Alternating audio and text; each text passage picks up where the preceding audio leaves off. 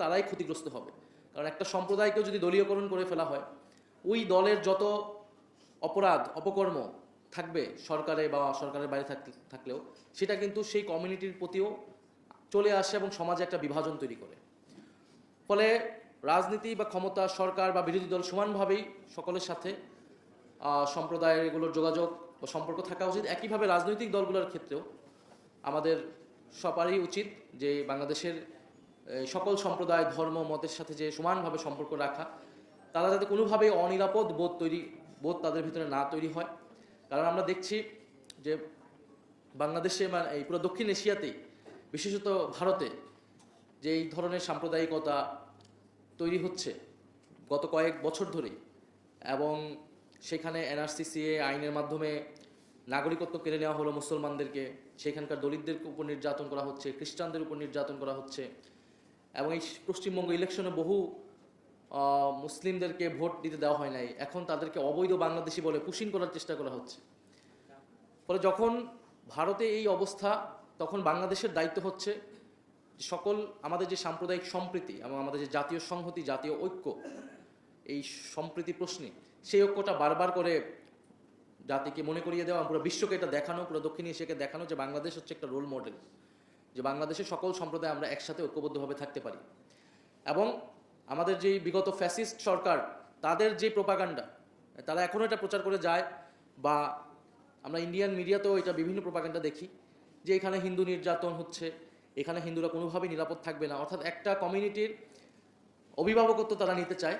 সেটাকেও যদি আমরা এই ন্যারেটিভকেও ভাঙতে চাই, তাহলেও আমাদেরকে বারবার করে সকল সম্প্রদায়ের, বিশেষত সংখ্যালঘু সম্প্রদায় যারা রয়েছেন, তাদের মধ্যে যাতে কোনো ধরনের অনিরাপত্তা বোধ তৈরি না হয়, সেটা আমাদের নিশ্চিত করাটা সকলের দায়িত্ব। গণ অভ্যুত্থানের পরে এখানে আমরা দেখেছি যে মাদ্রাসার ছাত্ররাও কিন্তু মন্দির পাহারা দিয়েছে।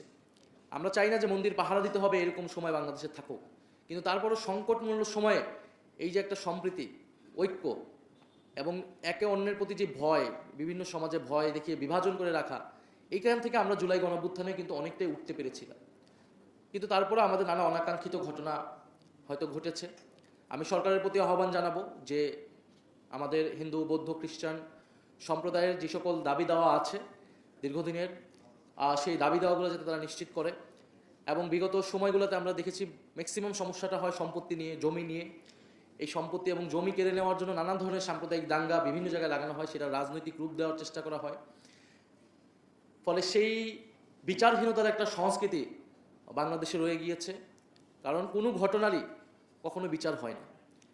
আমরা সেটা বিএনপির আমলেও দেখেছি, আওয়ামী লীগের আমলে তো আরও বেশি দেখেছি। শরৎ তুষার বললেন যে আওয়ামী লীগের যে ন্যারেটিভ, কিন্তু দেখা গেছে আওয়ামী লীগের আমলেই সবচেয়ে বেশি আগুন লাগানো হয়েছে, সবচেয়ে বেশি জমি দখল হয়েছে, সবচেয়ে বেশি সাম্প্রদায়িক দাঙ্গাগুলো হয়েছে। ফলে কোনো ঘটনার যেহেতু বিচার হয় না, ফলে এই ঘটনাগুলো বারবার ঘটতে থাকে। তো আমার মনে পড়ে জুলাই গণ অভ্যুত্থানের পরে প্রথম যে দুর্গাপূজা হয়, আমরা সবাই মিলে যাতে কোনো ধরনের আতঙ্ক তৈরি না হয়, কোনো ধরনের ভয় ভীতি তৈরি না হয়, সেটা আমরা চেষ্টা করেছিলাম। তো এই যে বিভিন্ন জায়গায় পূজা আসলেই মন্দির ভাঙা, বা বিভিন্ন কমিউনিটির, আমাদের এই যে বৌদ্ধ ভিক্ষু বললেন যে ওনাদের কক্সবাজারে যে হামলা হয়েছে, তো এই বিষয়গুলো সরকারকে সবচেয়ে বেশি তৎপরতার সহিত দেখা উচিত। যদিও বর্তমান আইন শৃঙ্খলার পরিবেশ সন্তোষজনক নয়, আমরা বিভিন্নভাবে এটা দেখতে পাচ্ছি, কিন্তু সাম্প্রদায়িক বিষয়টাকে আমাদের সর্বাধিকভাবে গুরুত্ব দিয়ে আমাদের এই আইন শৃঙ্খলার পরিবেশটা নিশ্চিত করা উচিত। এবং যদি এই ধরনের কোনো ঘটনা ঘটে, এই ঘটনার পুঙ্খানুপুঙ্খানু তদন্ত হওয়া উচিত। কারণ আমরা দেখি সোশ্যাল মিডিয়াকে ব্যবহার করে এখন কিন্তু খুব অল্প সময়ে একটা ছোট্ট ঘটনাকে একটা ভিন্ন কনটেক্সট দিয়ে, ভিন্ন রূপ দিয়ে একটা সারা দেশে এক ধরনের পরিস্থিতি তৈরি করা হয়, এবং এটার জন্য ওত পেতে থাকে বিভিন্ন এজেন্সি এবং বিভিন্ন রাজনৈতিক গোষ্ঠী। এটার ফায়দা নেওয়ার জন্য পরিকল্পিতভাবে সাম্প্রদায়িক বিভাজন এবং সম্প্রীতি বিনষ্ট করার চেষ্টায় আছে।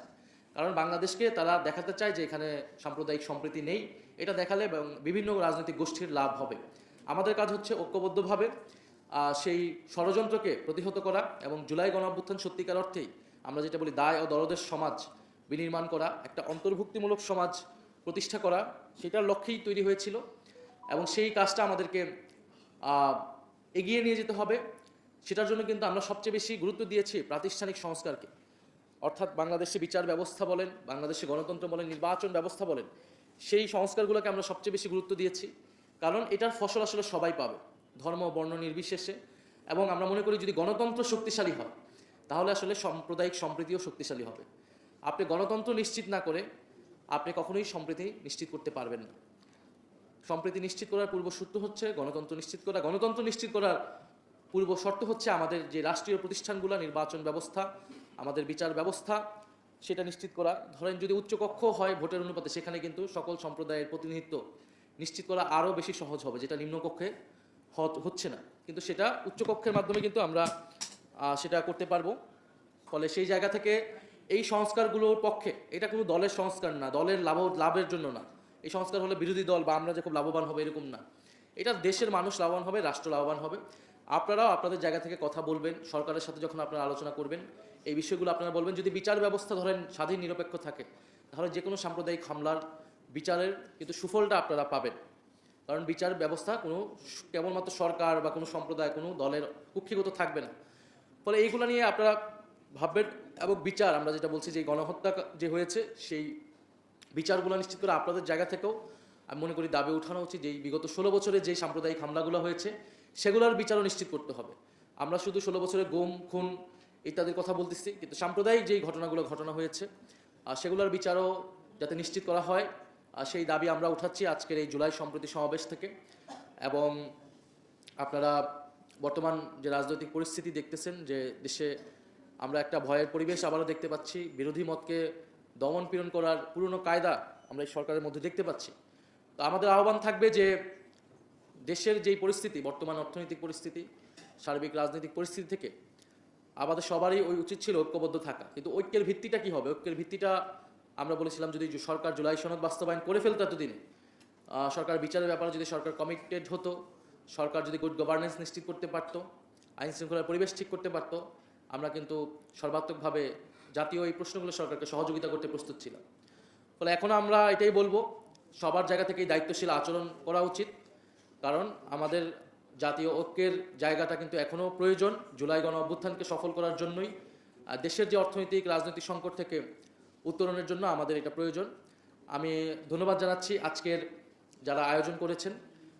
আমরা জানি যে পাহাড় এবং সমতল, হিন্দু, মুসলমান, বৌদ্ধ, খ্রিস্টান সকলের মিলে এই বাংলাদেশ। আমরা এই বাংলাদেশকে বলি যে একটা বহু সাংস্কৃতিক, বহু ভাষিক এবং বহু জাতিক একটা রাষ্ট্র বা একটা সভ্যতা রাষ্ট্র হিসেবে আমরা গড়ে তুলতে চাই। আমাদের ইতিহাস সেটাই বলে, আমাদের ঐতিহ্য এটা বলে। এখানকার বাংলাদেশের এই বঙ্গেয় বদ্বীপের সভ্যতায় মিশে আছে বহু সংস্কৃতি, সকল ধর্মের সমন্বয়ে আমাদের সমাজ গঠিত হয়েছে। আমাদের ঐতিহাসিকভাবে সাম্প্রদায়িক সম্প্রীতির যেই ঐতিহ্য, সেটাকে আমরা ধারণ করে আমাদের আগামীর বাংলাদেশকে আমরা বিনির্মাণ করব, সে আকাঙ্ক্ষা ব্যক্ত করে আমি আমার বক্তব্য শেষ করছি। সবাইকে ধন্যবাদ। আসসালামু আলাইকুম।